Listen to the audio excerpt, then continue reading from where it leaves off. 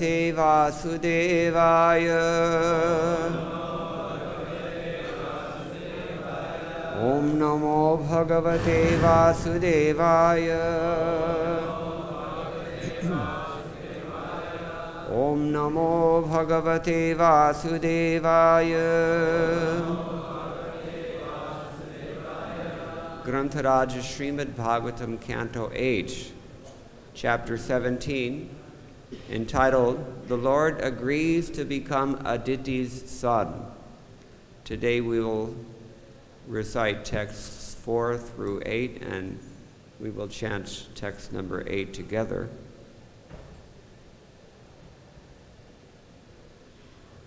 And then we can discuss.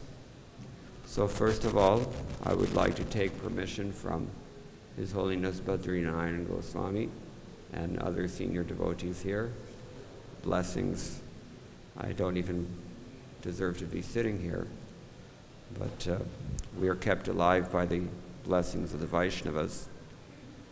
As Vishwanath Chakravarti Thakur also prayed, Madgavirapi Gopala Swikuryat Kripaya Yadi Tadaivasam Payah Pitva Hrishyus Tat Priyajanaha. That may the cows of my words deliver enough sweet milk to please all the dear devotees of the Lord. So, I'm going to recite, first of all, the first few texts, and then we can go through text number 8. Tasya pradurabhutata bhagavan adi purushaha pitavasascha durbahuho shankha chakra gadadharaha. Today is a very special day. Today the Lord is appearing before Aditi. She's been engaged in this Payovrata process for a long time now, we've been hearing, and we're about to hear what happens. Translation. My dear king, who is speaking? Yes. My dear king, the original Supreme Personality of Godhead, dressed in yellow garments and bearing a conch shell, disc, club, and lotus in his 4 hands, then appeared before Aditi. There is no purport. Tam netra gocharam vikshya Sahasothaya sadaram nanama bhuvikayena dandavat priti vihvala. When the Supreme Personality of Godhead became visible to Aditi's eyes, Aditi was so overwhelmed by transcendental bliss that she at once stood up and then fell to the ground like a rod to offer the Lord her respectful obeisances. Tam netra gocharam means when the Lord appeared before her eyes. Sahasothaya sadaram, with great reverence or with great love. If you're Bengali, it means love, adar. And if you're otherwise, it means respect. She immediately got up and nanama bhuvikayena, using her body to offer obeisances, dandavat priti vifhala. She offered dandavat pranama, but she was priti vihwala. She was overwhelmed by love. How would you feel, after all, if the Lord appeared before you in this form? 4 hands, yellow cloth, shining in all his glory. Sothaya baddhanjilari iritam sthita notseha ananda jalakulekshana babhuva tushnim pulakakulakratis taddarshanadhyutsavagatra vepatho.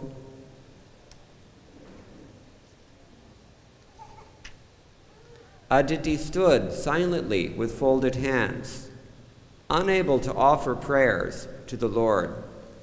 Because of transcendental bliss, tears filled her eyes and the hairs on her body stood on end. Because she could see the Supreme Personality of Godhead face to face, she felt ecstasy and her body trembled. Sridhar Swami notes in his commentary on this verse that she just could not say anything. We see this as very common, isn't it? When devotees see the Lord, Who else did this happen to? Dhruva. Anyone else? Many times. This is what happens. Expect to experience this one day if you persevere in Krishna consciousness. Can't imagine it now, but by the grace of Srila Prabhupada, whose words we're hearing, we can begin. Okay. Pritya shanayir gadgadaya gira harim tushtavasa devyaditi kurudvaha udvikshati sa pibativa chakshusha ramapatim yajnapatim jagatpatim. Beautiful verse. O Maharaj Parikshit, the demigoddess Aditi then began offering her prayers to the Supreme Personality of Godhead in a faltering voice and with great love.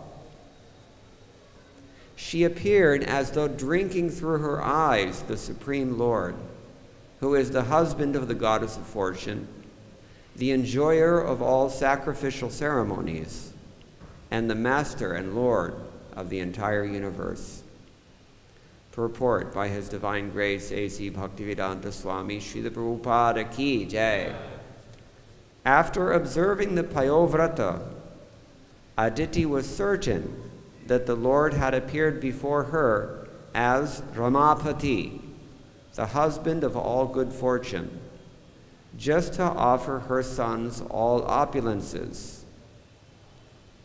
She had performed the yajna of Payovrata under the direction of her husband Kashyapa, and therefore she thought of the Lord as Yajnapati. What does Yajnapati mean?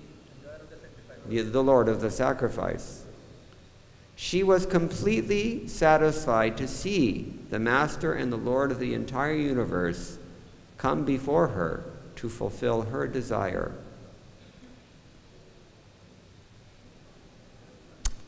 Om Jnanatimirandhasya Jnananjana Shalakaya Chakshurunmilitam Yena Tasmai Shri Gurave Namaha Shri Chaitanya Manobhishtam Sthapitam Yena Bhutale Swayam Rupa Kadamahyam Dadati Swapadantikam Vandeham Shri Guroho Shri Yutapadakamalam Shri Gurun Vaishnavamscha Shri Rupam Sagrajatam Sahagana Raghunathan Vitam Tam Sajivam Sadvaitam Savadhutam Parijana Sahitam Krishna Chaitanya Devam Shri Radha Krishna Padam Sahagana Lalita Shri Vishakhanvitamscha. He Krishna Karuna Sindho Dinabandho Jagatpate Gopesha Gopika Kanta Radha Kanta Namostute Tapta Kanchana Gaurangi Radhe Vrindavaneshwari Vrishabhanusute Devi Pranamami Haripriye Vancha kalpatarubhyascha kripa sindhubhya eva cha patitanam pavanebhyo vaishnavebhyo namo namaha. Jaya Shri Krishna Chaitanya Prabhu Nityananda Shri Advaita Gadadhar Shrivasadi Gaur Bhaktavrinda. Hare Krishna Krishna Krishna Hare Hare Hare Rama Rama Rama Hare Hare. Pritya Shanayir Gadgadaya Gira Harim. In love, she gradually began to pull herself together enough that she could offer some prayers to the Lord. Hari. Tushtava sa devi aditi kurudvaha. She was completely satisfied. Why? Udvikshati sa pibativa chakshusha. Jiva Goswami explains, it's clear already. Punaha sa chakshusha pibanti iva udvikshyamana babhuva. The idea is that she was so eager to see the Lord that 2 eyes were not enough to see him. Like a dry sponge soaking up water, she was drinking him with her eyes. Rupa Goswami has similarly said, not visually, but orally, he wants how many ears? Millions of ears. It's not enough. Who else said this? Prithu Maharaj said the same thing. So this is it's a fantastic description, and we can hardly imagine, only because our taste is very low. But the Srimad Bhagavatam is addressing whom? Who is this Bhagavatam meant for? Paramahamsas. And back in the 3rd verse we've heard, what 2 classes of persons are the Bhagavatam specifically addressed to? One is the Rasikas, and the other is the Bhavukas. Rasika is a person who has an aesthete person, a person who has sufficient sensitivity to the subtleties of rasa. That person can appreciate Srimad Bhagavatam. And Bhavuka means the person who has a soft heart. He has capability of emotions. So Bhagavatam is meant for these persons. And Bhagavatam is also very, very beautiful poetry. We'll say something about that in a minute. So these descriptions are given here. When we see the Supreme Lord, or when we finally hear the Supreme Lord, it takes some time to hear him. It almost doesn't get in. We're hearing every day, but we're not hearing at the same time. Similarly, pashyannapi na pashyati. We see certain things, but we don't see at the same time. So after some time, by every day hearing carefully from the right source and submissively, then something happens. Eventually something will happen. That's a great science. Rupa Goswami has given us that science. Courtesy, Tamal Krishna Goswami. Why?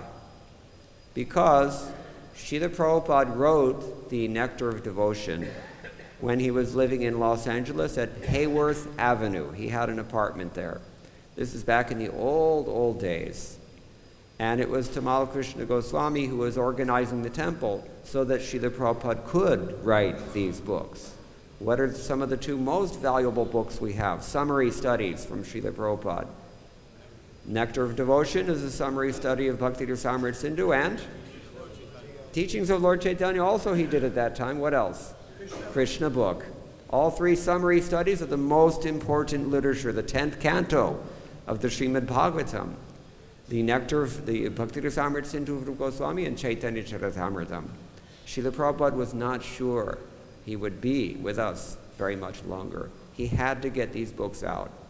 And those devotees who joined him in the early days and facilitated. Only in Los Angeles around when? Was it 1968 or 69 or something? Only at that time could Prabhupada recede a little bit from managing his fledgling institution, enough to actually write these books. So, Srila Prabhupada did this. Now, as we're hearing, many years later, Srila Prabhupada has translated the 8th canto, and he finally got as far as the 10th canto. How fortunate are we? We got up to chapter 14 at least of the 10th canto by the hand of his divine grace. All right, so Aditi, she's having this wonderful epiphany.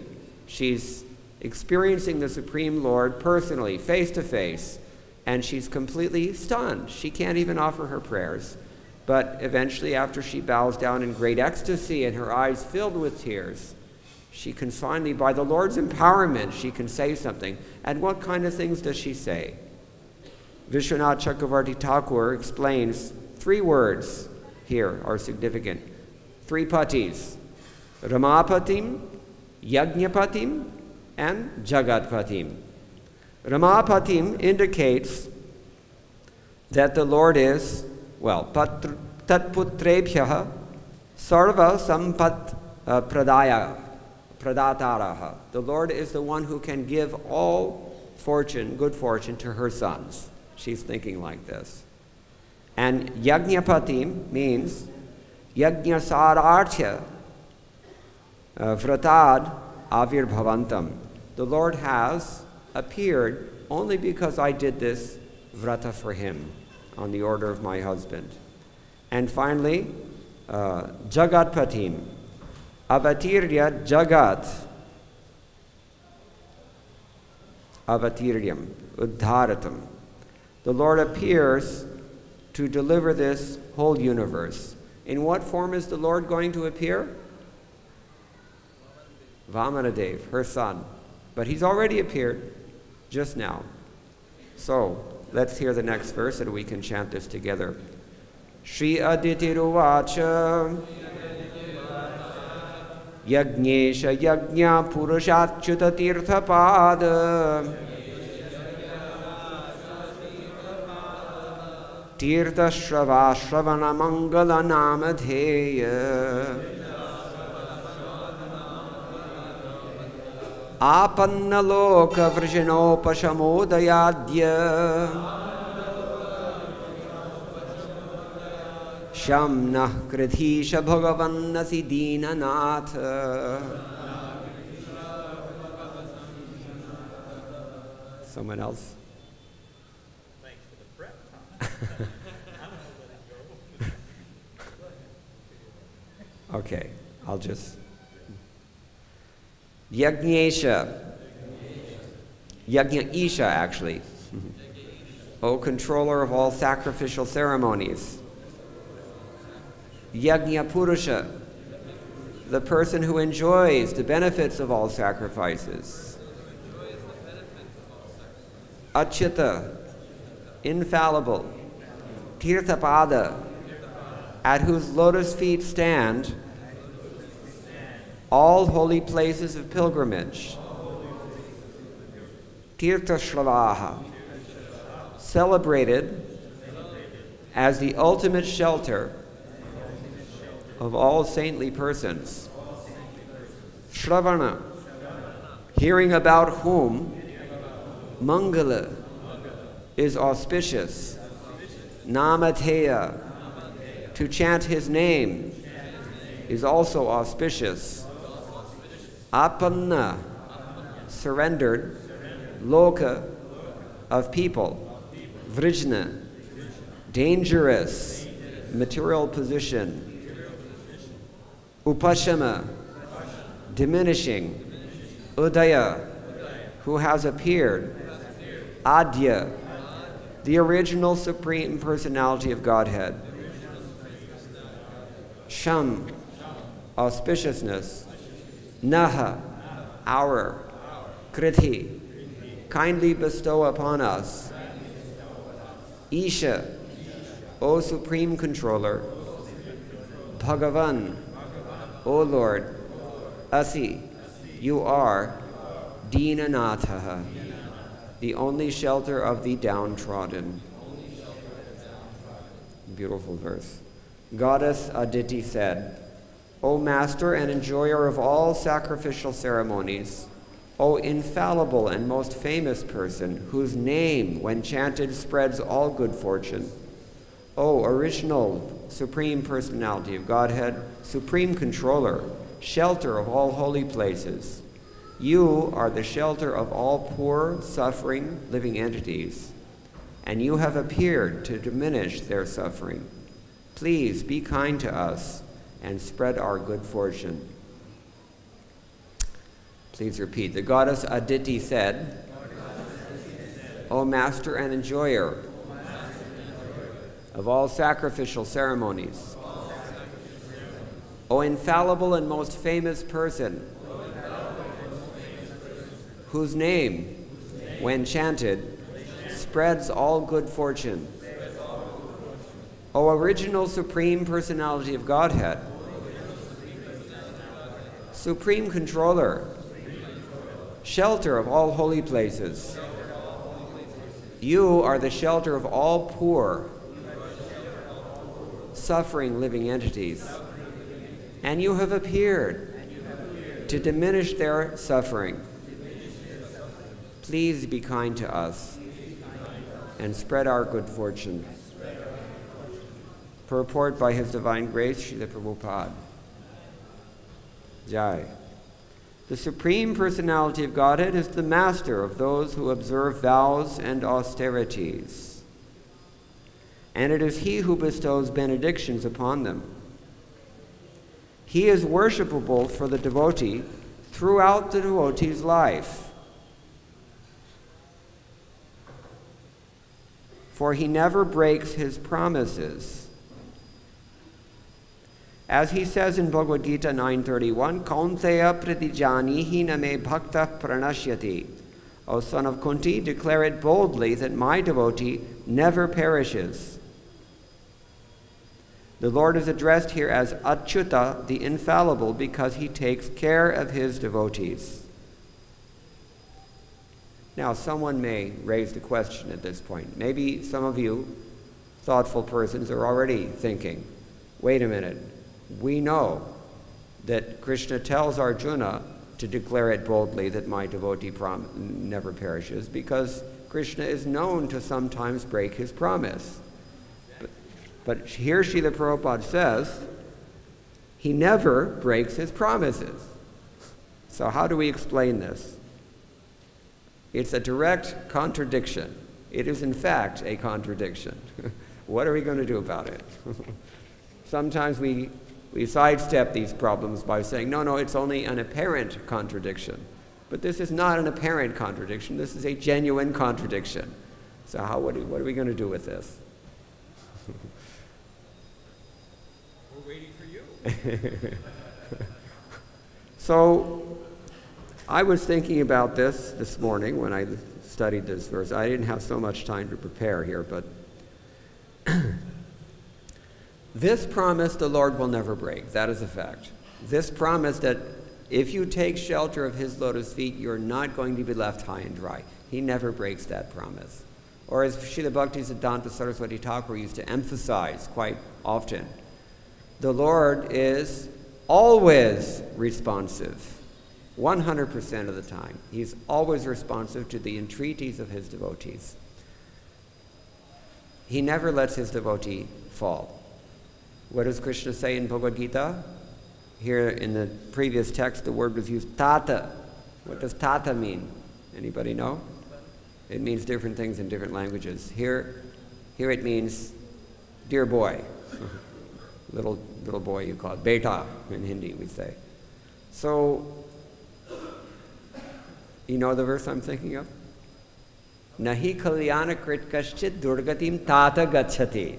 He tells Arjuna in a similarly emotional terms, my dear Arjuna, somebody who does good never perishes. So in other words, do not have any doubt that if you've taken in all sincerity to Krishna consciousness, you will be delivered back to Godhead by the divine grace of Krishna's pure devotee, Srila Prabhupada.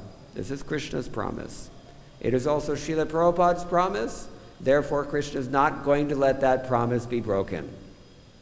You have to do only simple things. You chant 16 rounds. Hare Krishna, Krishna Krishna, Hare Hare, Hare Rama, Rama Rama, Hare Hare. You follow the 4 regulative principles. You follow the standard program for Krishna consciousness. You will go back to Godhead. There's no doubt about it. This is a promise. So, that's what I would do this. In other cases, I don't know. It is known that Krishna sometimes breaks his promise, but only in order to keep this promise. This is the point. When else did Krishna break his promise? Who knows an example? Yes. He promised he wouldn't fight on the battlefield. And he broke that promise only for what purpose? Only to save his devotee, which is this promise. Therefore, I say confidently, he's not going to break this one. That's the first thing. Let's continue the purport. The Lord is addressed here as Achyuta, the infallible, because he takes care of his devotees. Anyone inimical to the devotees is certainly vanquished by the mercy of the Lord. There is in the Vamar Purana one Vishnu Namashtakam, 8 names of Lord Vishnu. Achyutam Keshavam Vishnum Harim Satyam Janardhanam Hangsam Narayanam Chaiva Etannamashtakam Padhet. And in the Phalashruti of that stotra, very short thing, one verse, it says, Trisanjam. If you sing this 3 times a day, then what are some of the things that happen? Daridyam tasya nashyati. Your poverty will be destroyed. Shatru sainyam kshayam yati. Entire armies of your enemies will be vanquished. So this is confirmed here. Srila Prabhupada is saying, anyone inimical to devotees is certainly vanquished. Now, what else is he saying? Tirthapada. The Lord is the source of the Ganges water, and therefore he is addressed here as Tirthapada, indicating that all holy places are at his lotus feet, or that whatever he touches with his foot becomes a holy place. Tirthapada. Why does Srila Prabhupada mention the Ganga here? Tirtha means holy places in general. Why does Prabhupada bring in the Ganga? The general answer is that, say it louder.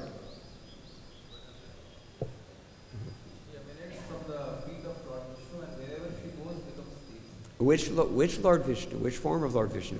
Vamanadev. Who are we talking about here? We're talking about Vamanadev. This is pointed out by Vishwanath Chakravarti Thakur, and Srila Prabhupada represents it as well in his purport.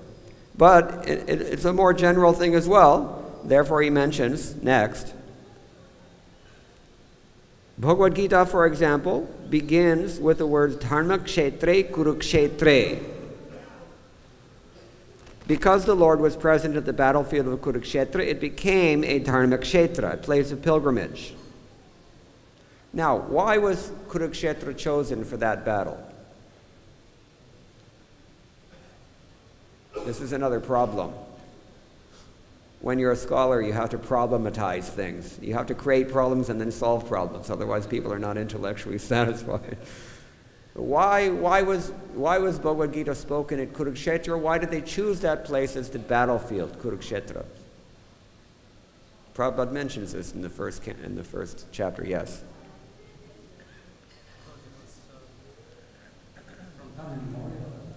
Yes. Very well said. From time immemorial, Kurukshetra is known as a holy place. So again, we find a contradiction. Srila Prabhupada says, because Krishna's foot touched that holy place, it became a tirtha. But it was already a tirtha, otherwise they wouldn't have chosen that place. So how do we unravel this one? He put his foot there earlier. Nice try. Okay, sounds good to me. When we hear the word Kurukshetra, what do we think of first? You have to think of what? Bhagavad-Gita. Krishna is the main thing, actually. Krishna is the original Supreme Personality of God, and he is the source of all auspiciousness. Kalyananam nidhanam. And Kurukshetra is eternally the place of his pastimes. He is eternally enlightening Arjuna, eternally speaking Bhagavad-Gita. So actually it's an eternal place of pilgrimage, and yet still Srila Prabhupada says, he creates these places of pilgrimage. It's exactly the same thing as he writes in the 10th canto. The Lord eternally selects some qualified devotees to become his parents. He eternally does this, as if they weren't his parents already. This is Nitya Lila Hoti Hai. This is Nitya Lila. So the Lord is doing this. Therefore the Pandavas, who were extremely religious, were assured of victory. Any place where the Supreme Personality of Godhead displays his pastimes, such as Vrindavana or Dwarka, becomes a holy place. The chanting of the holy name of the Lord, Hare Krishna, Krishna Krishna, Hare Hare, Hare Rama, Rama Rama, Hare Hare, is pleasing to the ear, and it expands good fortune to the audience who hears it chanted. So this place, Vrajabhumi, Vrindavana Bhumi, and particularly this neighborhood of Vrindavan, Ramanareti, and particularly this particular spot in Ramanareti, beneath the Tamala tree, in front of Krishna and Balaram, Srila Prabhupada established this temple, and this chanting of Harinama Sankirtana is going on 24 hours every day. So not only has the Lord's lotus feet touched this place, Srila Prabhupada's lotus feet, all of the gopis, everyone, but this chanting is going on here. So this is the most auspicious place in the entire creation of the Lord. There is no place that we would rather be. It doesn't get any better than this. So, owing to the presence of the Supreme Personality of Godhead, Srila Prabhupada concludes, Aditi was fully assured that the troublesome condition created for her by the demons would now be ended. Now, was Aditi praying just for some material benediction? It seems that way, doesn't it? She wants that her sons are going to be taken care of. That even Vishwanath Chakravarti Thakur has already said this. We described this with regards to Ramapati. It indicates he's fully competent with all good fortune to bestow upon whoever he chooses. So, who is Aditi? Your great-grandparent. All living entities are descending from Aditi. She's practically speaking the female version of, Lord Brahma. Everything comes from here. So, but she has an identity above and beyond that. In this world, her form as Aditi is the mother of 33 million demigods and all of their descendants, including us. But who else is she? Think about the 10th canto, chapter 3. When Krishna appears to Vasudeva and Devaki, what does he say? He said, I came before as well, twice before. I came as Prishni Sutapa, who executed austerities for how long in order to get the Lord as their son? 12,000 celestial years. 12,000. How long did Hiranyakashipu do his austerities? As I recall, it's 100 celestial years. But this is 12,000 celestial years. Srila Prabhupada writes in that connection, very interesting.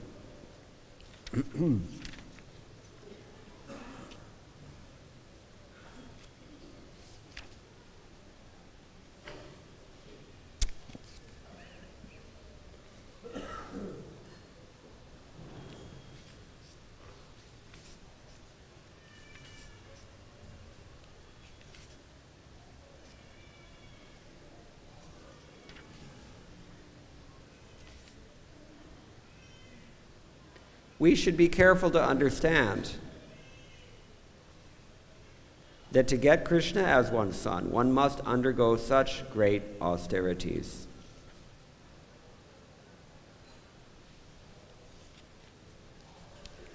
Krishna tells his parents in the form of Vasudeva Devaki, you endured rain, wind, strong sun, scorching heat, and severe cold. Those of us who live in Vrindavan, you can appreciate what this means.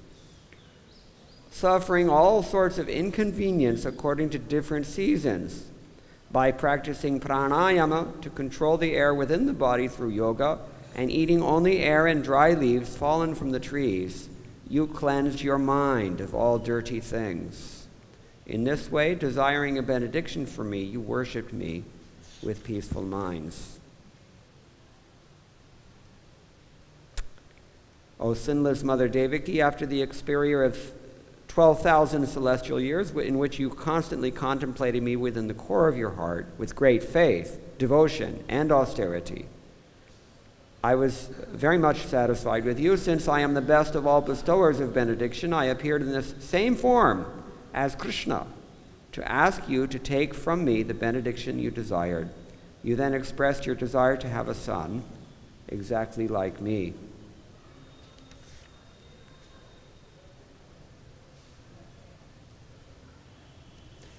So this is the same Aditi. Previously they were Prishni Sutapa, they executed austerities. Which Lord appeared to them? Which form of the Lord? Prishni Garbha. He also benedicted Dhruva. And then they appeared as Kashyapa and Aditi, that we're hearing today. Finally, they appeared as Vasudeva Devaki, and all three of them represent only which form? Nanda Yashoda. All these different forms are expansions. And all of Krishna's forms, they also expand from Swayam Bhagavan, just to reciprocate according to the particular relationship of his devotees. So this is Aditi, great soul. And she's offering her prayers that may seem to be motivated by material desire, but that's often the case in the Lord's Leelas. Therefore he says, Avajananti mam murha manushim tanam ashritam param bhavam ajananto ityadi. We should not mistake them. Okay, so now I mentioned a few moments ago that the Bhagavatam is very beautiful poetry. If you study this board, you can see the words of the verse, they're in a certain order.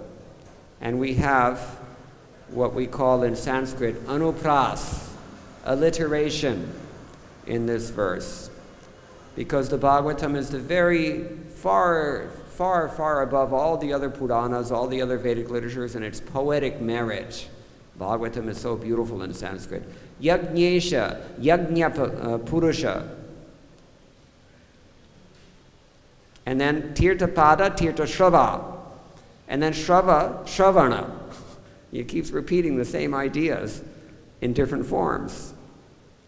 So Vishwanath Chakravarti explains some of these. Yajñesha, why? Because Vrata Yajña Phalaprada. He is the person who gives the benediction, gives you the fruits of all of your austerities or sacrifices. Yajña Purusha.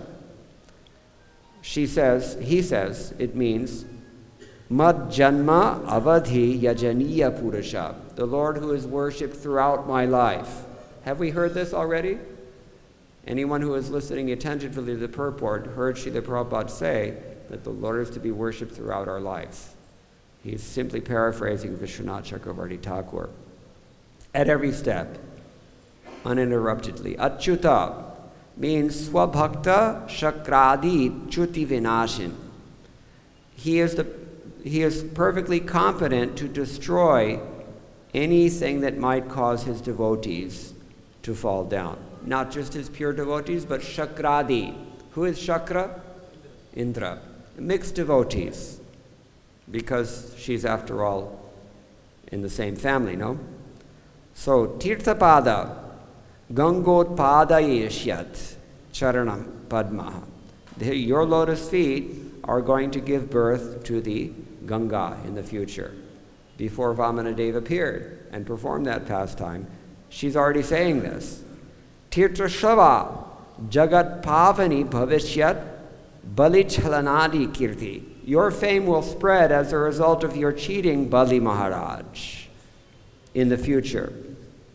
And you will purify the entire universe as a result of that fame. Where did this happen? Where did Vamanadeva cheat Bali Maharaj? Anybody know? Huh? Some people say that. Other people say it happened in Bhrigukhatsa, because Bhrigu, that was his ashram, was there on the bank of the Narmada River. That's now known today as Bharuch in Gujarat state. I went there just recently. So sometimes in different kalpas the pastimes play out a little bit differently. But anyway, Tirthashava, that's where he cheated Bali Maharaj and performed that Vamanadeva Leela. Then Shravana Mangala Namatheya, Karnanandi Bhavishyat. You will become the bliss of the ears of the devotees in the future by all of your wonderful names. What kind of names does Vishwanath Chakravarti Thakur, he says? Upendra, Trivikramadi. Names such as Upendra and Trivikrama. We heard the other day. What does Upendra mean? Little Indra, junior Indra. And Vamana, we know that Trivikrama, he's covered the whole universe in 3 steps like this. So Vishwanath Chakravarti also adds here that we should understand that these names flowed spontaneously from Aditi's mouth. They have deep significance. They're all focused on Lord Vamanadeva, and they're all addressing the pastimes performed by Vamanadeva before he performed them. So how does she do this? How is it possible? He says they all spontaneously, by the Lord's arrangement, they came out of her mouth like this. Sometimes we see fate is so strange that we say something and then the very same thing that we predicted, it actually comes to pass. So these are some of the things that we can think about this very beautiful verse. He is the Lord of all sacrifices. He is the enjoyer of all sacrifices. He's infallible. His feet gave birth to the Ganga and, in fact, all other holy places. Therefore, just hearing about him creates tirthas as well. His holy names are so many and varied, and they're all auspicious when we hear them. You have to hear them. Apannaloka, Sridhar Swami has said. What does apannaloka mean? Apanna. Apanna means a calamity. Those who are distressed. Apanna. Sharanagatanam vrijana upashama. Udayo. This is his understanding. You have come here now, the original Supreme Lord, only to pacify all these difficulties that not only I am undergoing. Loka, what does loka mean? It means people in general, but it means worlds in general as well. All this, everyone, we're all suffering, all of us. Nobody's free from suffering. So this prayer is completely suitable for us to sing as well. And she's finally asking her benediction, Shamnaha Kriti Isha. Oh, my dear Supreme Personality of Godhead, please pacify all this suffering, Bhagavan. Why? Because you're Dinanatha. Dinanatha. Srila Rupa Goswami has written a beautiful verse also in which he uses this name. Dina bandhurati namate smanan yadavendra patitoham utsahe bhaktavatsala tvaishrote mamakam hridayam ashu kampate. My dear Lord, you're known as Dina Bandhu, Lord of the Fallen. I am 100% fallen, simply fallen. You know this. But when I hear about how much you love your devotees, and we've just described that he never lets his devotees down. She said, when I hear this, then I get a little bit of hope and my heart trembles and I can carry on. Such a beautiful verse from Rupa Goswami, and that is the significance of the word here, Dinanatha. You've come for me. She considers herself to be Dina, simply poor, downtrodden. I mean, in some sense, you can say it's true because they've lost all their opulences temporarily. Everything is temporary. Nothing gold can stay, as Robert Frost wrote. You know this one? Nature's first green is gold, her hardest hue to hold. Her early leaf is a flower, but only so an hour. Then leaf subsides to leaf, so Eden sank to grief, or in this case, the demigod sank to grief. Dawn goes down to day, nothing gold can stay. So this is the way it is in this material world. We're always having our ups and downs. So when we're down, then we can take shelter of the Lord. He's Dinanatha. Dinana Dukkhaharana Deva, it's described also. So she's praying like this, and very beautiful sentiments she's expressing. I'm going to stop now, but not before mentioning. Today is also for another special reason. It's a holy day, and that is the appearance in this world of Srivas Thakur. We're all indebted to Srivas Thakur because from his house only the Sankirtana began. It actually began in his house. Outsiders were not allowed. We're all outsiders, at least I'm an outsider. But Srivas Thakur opened it up. Everyone else could join. They took it out into the streets. They took it even to such God-forsaken places as Moscow and Nairobi and Los Angeles and other such places. So, by the divine grace of the Lord's devotee, Srila Prabhupada, we're all sitting here today, but let us offer our respectful obeisances to Srivas Pandit. Sri Gauranga Kripavasam Gauramurtim Rasapradam. He is the receptacle of the mercy of Gauranga. His form is itself golden, and he's the distributor of rasa. Shuklam Bharadharam Devam, he's a veritable god dressed in shining white silk. Sarva Bhakta Janapriyam, he is dear to all the devotees. Sankirtana Rasa Vesha, he is deeply absorbed. He's entered very deeply into the rasa of Sankirtana. Sarva Saubhagya Bhushitam, he's decorated with every ornament, every opulence.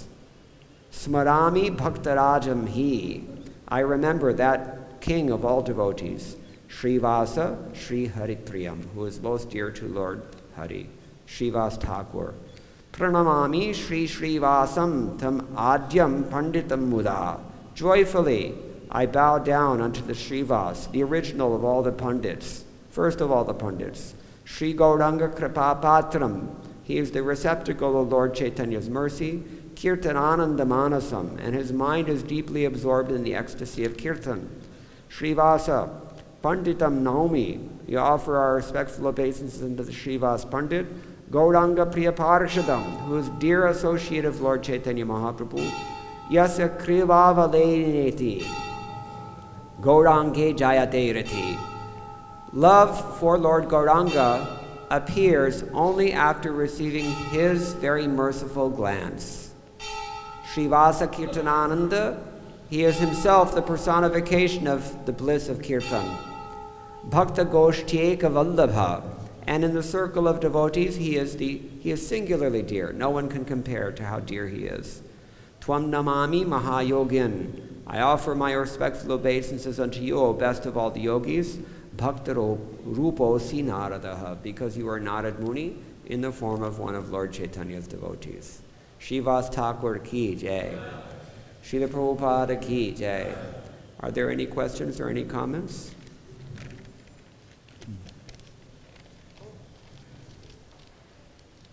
I have a couple questions, but let me ask one. Krishna lets down his devotees, and that's his cardinal promise. There's a hierarchy of promises. Some he may break, but that one is fixed. Well, this is just a rationale you sentimentalists have put in place. I mean, we see devotees struggling and suffering and being defeated, and you just say, well, you know, it's purification, and you'll see the fruit in your next life. Who's going to be around in the next life to make sure? What about Jatayu, after all, right? Jatayu. Yeah, there's so many examples that, you know, if it works out by just the capricious nature of fate, then you say, oh, gracious mercy. And if it doesn't work, you say, no, it's purifying. You'll get it in the next life, you'll go back to God. You're just not seeing it now. Yes. So it's just a rationale that allows you to explain the existence of God. This is, of course, the atheist position. To be natural.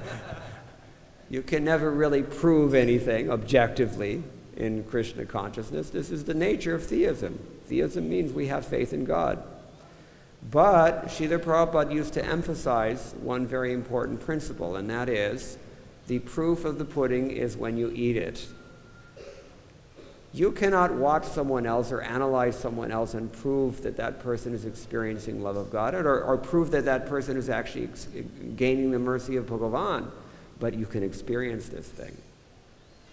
In the Chaitanya Charitamrita, there's a very beautiful verse that describes this. All such arguments, they're all dissipated immediately as soon as the mercy of Lord Chaitanya descends upon a person's heart. Everything is, all problems are pacified, all arguments are resolved, all ecstasy is immediately manifest, all perfection is there. This is the mystical wonder of Krishna consciousness. At the end of his, I think Dashamacharita, Sanatana Goswami, for several verses, he just glorifies the mercy of Krishna as the wonderful thing that it is, because it cannot be subjected to mundane logic for sure, but even ordinary reason and ordinary experience, it seems to break all the rules. Krishna's mercy is such a wonderful thing, but we have to experience it ourselves. You cannot taste the honey by watching someone else eat it. You have to eat it yourself. So this is the is Krishna's condition also. Naham prakasha sarvasya yoga maya samavritaha. I don't have to reveal myself to anybody upon demand. If I want to, I can reveal myself. And if we humbly chant his holy name in a genuine spirit, then Krishna will reveal to us. Everything will become completely pure. But we can believe that or we can't believe it. It's up to us. Yatechasi tathakuru, he tells Arjuna. So, that's one thing I can say about that. Is that sufficient? That's a very good answer. Yeah. Anything else? Yes. Subha Krishna always has a question. I was thinking about the sloka when Lord Ram says that Yes? he said that I will always give you protection. Can you say that from that perspective, proving that as Lord Ram himself also is giving? Okay, this is the next thing I wanted to say, I forgot. And this is particularly dangerous with Krishna. You're safer with Ram. Because Ram, if you take shelter of him once, he has given the promise, I will always give you abhayam. Dadami etad vratam nama. Abhayam sarvabhutebhyo dadami, no? So, you will become fearless with Ram because he will be there for you, just like he was. Are we saying Krishna won't be? Well, Krishna's a little more tricky. Krishna's a problem because Krishna sometimes, the fact of the matter is that Krishna is always there, but he has arranged his yoga maya in such a way that he makes his devotees think that he's not there, just for the sake of what we call rasasvadana, experiencing the bliss of rasa. Now, here in this verse I was going to mention.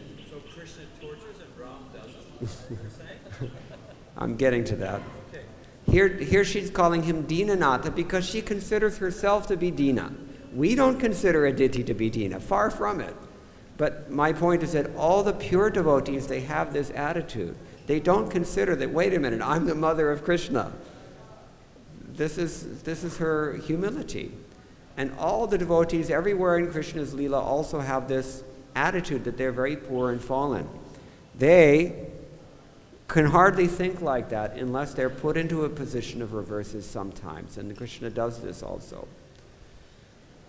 The chief example is the Gopi Janas. When Krishna went away to Mathura, they're all suffering like anything, and they will never use another word for it. They will not say that they will not tell us, like Vishwanath Chakravarti has told us, that this is just dry ice. You're not really being burned, it's actually freezing cold, but it feels like it's burning. You know this analogy. No. Okay. He says that the suffering of the residents of Vrindavan in particular, in Krishna Leela, it looks to be suffering, but actually it's not really suffering, it's really ecstasy. Even if they call it suffering, it is still ecstasy. And he says, how can it be so? And he gives his own example. He says, it can be so because you can be burned by something that is cold. They're opposites. The antidote for burning is cold. But dry ice will burn you if you touch it to your skin. Even though it's very, very cold, it will burn you. So in the same way, these transcendental emotions that are at the highest zenith in Krishna Leela, they necessarily have to include the highest level of difficulty in order to emphasize that ecstasy. But we cannot understand this now. Therefore, she's... Why do we want it? I'll settle for Ram, I'll settle for a lesser ecstasy. And this is and this is exactly why we don't say these things in public. We have a double standard. For the inside people, once the faith is very strong, then we can tell them, look, you better be careful with this. Krishna. Srimati Radharani and her friends, she says like this, yes, he's a Lambarta, I know this. You cannot trust him, he'll do anything. She says it. The warning is there. Therefore, these things are kept very confidential. Because a person whose faith is not developed yet, he cannot understand. Chaitanya Mahaprabhu says in his last, made me think you broken-hearted. Yeah, this is the same verse, originally spoken by her, or by him. What's the difference? So, it will not be ecstatic, and the Leela will not be complete unless they call it suffering and cry their eyes out. This is the thing that we cannot understand yet. But as we enter gradually into these realities, then Krishna will reciprocate with us. And you can expect that, yes, it will be difficult. Look at what Srila Prabhupada had to undergo. Look what the Pandavas had to undergo. Prahlad Maharaj. Endless examples, as you said, rightly. But those devotees will never, even if they call it suffering, they will never give up their worship of the Supreme Lord. Because that means they must be experiencing something. That is the honey that we mentioned a moment ago. Otherwise they would give it up. Here her friends come and say, look, he's not coming back. He's just a rascal. He's going and enjoying with all these women in Mathura right now. You're left high and dry. And he's not coming back. You should forget about him. He's no good for you. You deserve better than this. They said the Me Too sort of moments. They would preach to her like this. And she says, yes, what you're saying, I know, it's all true.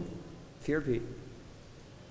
Mat prananathastus evanapara. Who can understand this devotion? But Krishna has his way of bringing us in.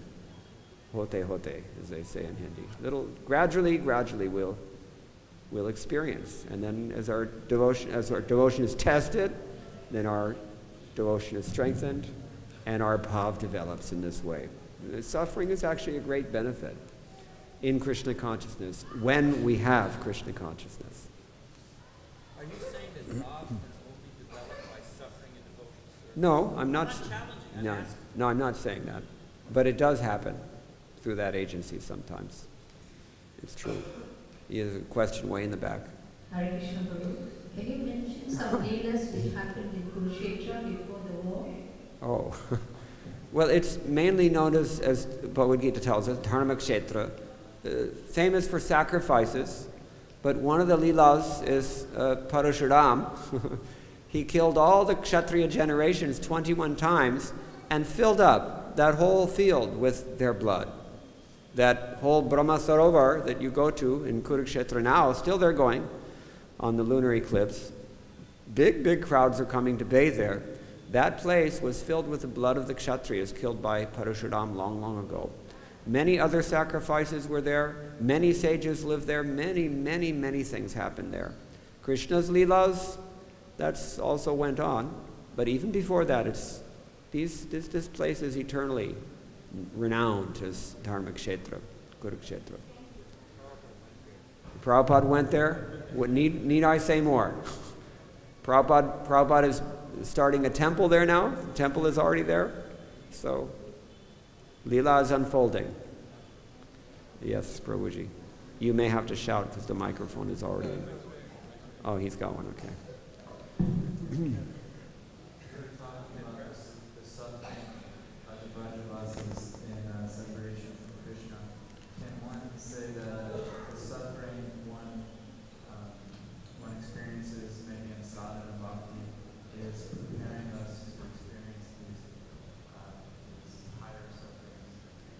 In their commentaries on the Chatushloki Bhagavad-Gita, Mat chitta madgata prana bodhayanta parasparam kathayantascha mam nityam tushyanti cha ramanti cha. Two things that seem to be equivalent. Tushyanti cha means he's satisfied. Ramanti cha means he enjoys. There is a subtle distinction between them. I think it's Vishwanath Chakravarti Thakur who says, the devotee in the stage of sadhana bhakti, he is satisfied when he is able to perform his sadhana bhakti, because sometimes your sadhana bhakti will be tested. Sometimes you will be forced into a circumstance where you don't have the association of devotees, where you cannot do all the things that you want to do. The temple is not anywhere nearby. Trust me, it will come sooner or later. So in those circumstances, the devotee, he is grateful. This is the point. He's satisfied because he's grateful that I have this opportunity to cultivate Krishna consciousness so easily. As I said, we're sitting here at the feet of Srila Prabhupada in Sri Vrindavan Dham. What more could you ask for? We have this opportunity. Now, we're sadhakas only, but this much we can appreciate if we're a little bit thoughtful. And Ramanticha, in the liberated stage, then they enjoy. How do they enjoy? Like Aditya is enjoying now. The Lord actually comes in front of them. He interacts with them. He performs leelas. Or, when Srila Prabhupada was here, a few moments we had with Srila Prabhupada. Personal association, but it becomes enshrined in our memory forevermore. And we worship those moments with small silver diyas. And just pray that one day again we can have his blessings, his association. In this way, when a devotee is blessed by the Lord and becomes fully Krishna conscious and goes back to Godhead, the sambhoga will be there. He will have the Lord's association. He can enjoy in that way. So the austerities of sadhana bhakti, and the austerities, especially when we cannot perform sadhana bhakti as nicely as we would like to, yes, that purifies our hearts. It's all grist for the mill, as they say. And it is arranged by Krishna as well, because not a blade of grass waves in the breeze without his sanction, according to the Upanishads. So that's also his mercy. It is his mercy, even it doesn't seem like it, but it is actually, because sometimes you have to be a little rough with someone to help them. Sometimes a person needs to be slapped a bit. And once in a while we have to undergo difficulties even by Krishna's arrangement. In the 5th canto, I don't want to go on for too long, but Vishwanath Chakravarti Thakur has explained there are 3 reasons devotees have to undergo reverses. 1, it's their karma, simple. And for whatever reason, Krishna wants them to undergo that karma. 2, and more likely reason, they've committed some offense. That is actually the major reason. And then 3 is really the scary one, because 3, for some reason of his own that we cannot understand, Bhagavan may want us to undergo suffering. And sometimes we see in the Leela, there are certain people, like these 5 Shudras that were wasted by the Pandavas in the house of lack, correct? They were murdered. But this is Leela. This is Leela. So he says actually, not only Bhagavan, but sometimes even if Bhagavan's bhakta wants you to undergo suffering, you have to undergo that suffering. And he doesn't say the pure devotees also. It may be the mixed devotees like these demigods. That we know. Demigods, they throw obstacles in the path of devotees all the time. This is mentioned in the Bhagavatam. Just to help them. Krishna allows it to happen, just to help them. They may be envious, that's another thing. But in this way, suffering is going on, even in devotional service. But it doesn't affect the devotees the same way that it affects the non-devotees. This is the point. The devotees grow through that, they mature through that, they relish that, depending on the depth of their faith. Now, I set you up for a question and nobody asked the question, so I'm going to raise the question myself and then we'll stop, I promise. That is that in the 10th canto, when Krishna recounts to his parents all their previous incarnations and how he reciprocated with them in those incarnations, he very strongly asserts that because of their austerities, they were able to gain him as their son. And Srila Prabhupada in his purport even says something very similar to that. So no one has any doubts about this? How is it that you, by austerities only you can get this bhakti? Anyone have any ideas about this? It's a fact. Yeah, Gopal. We can understand this through this creation of the material world, predicament that Lord Rama found himself in. And the very first words he received through his meditation was Tapa. So Rama, the creator of the entire universe, received the information that you must perform tapasya in order to receive my benedictions. Yes, good answer. This tapas is an eternal principle, and it works in Yogamaya, it also works in Mahamaya. When we say that you cannot gain Krishna consciousness, what to speak of the Lord himself as your son, through mundane austerities. That means non-devotional austerities. But austerities in devotional service, Vishwanath Chakravarti Thakur comments in that passage, those create faith. And even mundane austerities also create faith. And faith is the basis of maturing of the seed of bhakti. So, by executing the yajna, dana, tapa that we find throughout all Vedic processes generally, this is the common denominator. Yajna, dana, tapascheva, pavanani, minishna. Sacrifice, charity, austerity. By engaging in these activities, we become pious. How do we become pious? He says, our faith is nourished. And when we have faith and someone plants the seed of bhakti within our hearts, then we can respond much more favorably. He gives this continuum. First is austerity, then is faith, and then bhakti. So if they were able to procure the Supreme Lord as their son through austerities, this is the method. Okay, so we should stop now. Thank you very much. All glories to Srila Prabhupada.